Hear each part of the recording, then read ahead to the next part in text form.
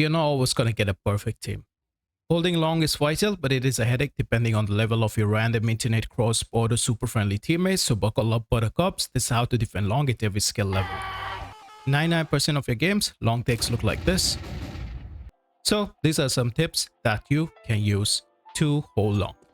Now, for the first take, you just need one guy to cooperate with you. It doesn't matter which kind of spawn you get. For the first smoke, aim a little bit right from the start and do a double tap jump throw. This is by far the fastest smoke that lands right over here. For comparison, let's throw a very commonly thrown other smoke. It takes more than 2 seconds to land than the previous one. So I'll suggest you throw the one which I'm showing you. So as you can see, it takes about more than 7 seconds. You can throw this double tap flashbang as well. It's a very tight flashbang, so it blinds this angle and blinds it for slightly longer than a common flashbang. And even here, like, it blinds for slightly longer. But you don't have to be very specific about the flashbangs. I'll get in later why. So you throw the first smoke like this. The correct timing, you throw one flash like this. And one flash to help your long friend fight, because you only have one guy to cooperate. If you're lucky, he'll molly it himself or not. All the other guy has to do is peek off the flashbang. So that is how you can take your long peeks. Now, coming to a game where you are just like nobody's doing anything. So in that case, you should go long only if you have the long spawn. Otherwise, you can just play from side or take shot control. So try to cut corners, look at the wall so that you're not blind while throwing your utility. Throw the molly first in this case. Get out your flashes and try to smoke this off and hold for it. Now, being alone on long is quite risky and I do not recommend it. However, if you're the only one going long, it is more likely that the skill level of the game is not that high. So you can hold long because the opponents will also not be so good. This is also one method that I use to take long sometimes when I have a weaker buy, like a FAMAS or an MP9 or something. But be aware, at a higher level, they're going to spam you and expect you in this corner. Now, what to do at a very high level? Let's talk about that after a word from the sponsor. Do you want to sell your CS skins for real money? Then check out the sponsor of this video, sellyourskins.com. The best place to sell your skins instantly. Sign in with your Steam account, select all the skins that you want to sell, and select any payment method to receive your money instantly. The site offers PayPal, bank transfer, Revolut, crypto, and many other payment methods. You can also get an extra 5% bonus if you enter my promo code COOK. Use the link in the description.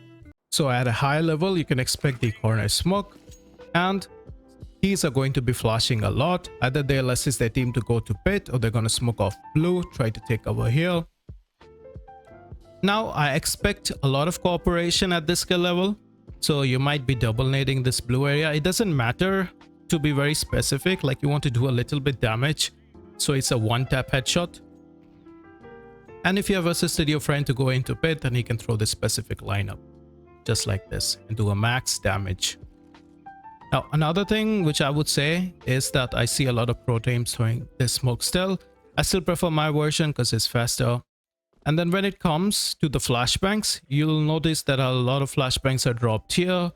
But I want you to be a little bit more conservative, especially when you're in a pug, because the opponents are not as well coordinated as a tier 1, tier 2 team.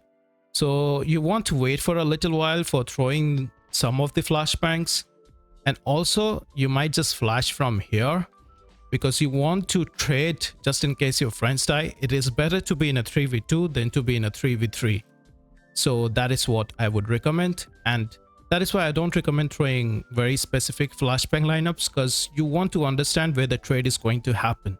Another useful thing which you can do is drop off utility if you have extra money right at CT, maybe a nade or a flash, whatever it is.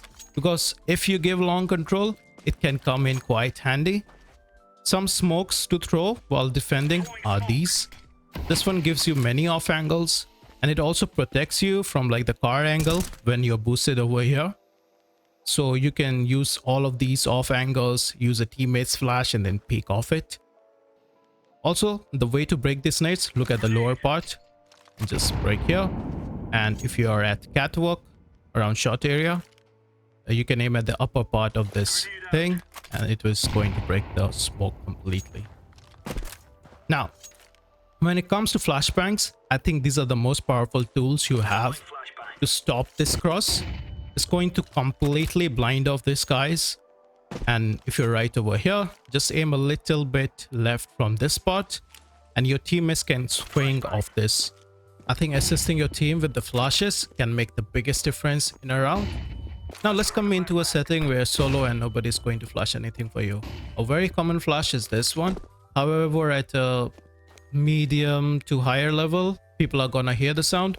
So I recommend double clicking a flashbang like this. Now you might think that this is quite visible, what a stupid flash it is. But if you notice that it's barely visible because your peripheral vision is kind of ignored and you're focusing on somebody swinging you. And if it is smoked, it is even harder to see. So I hope these tips help you.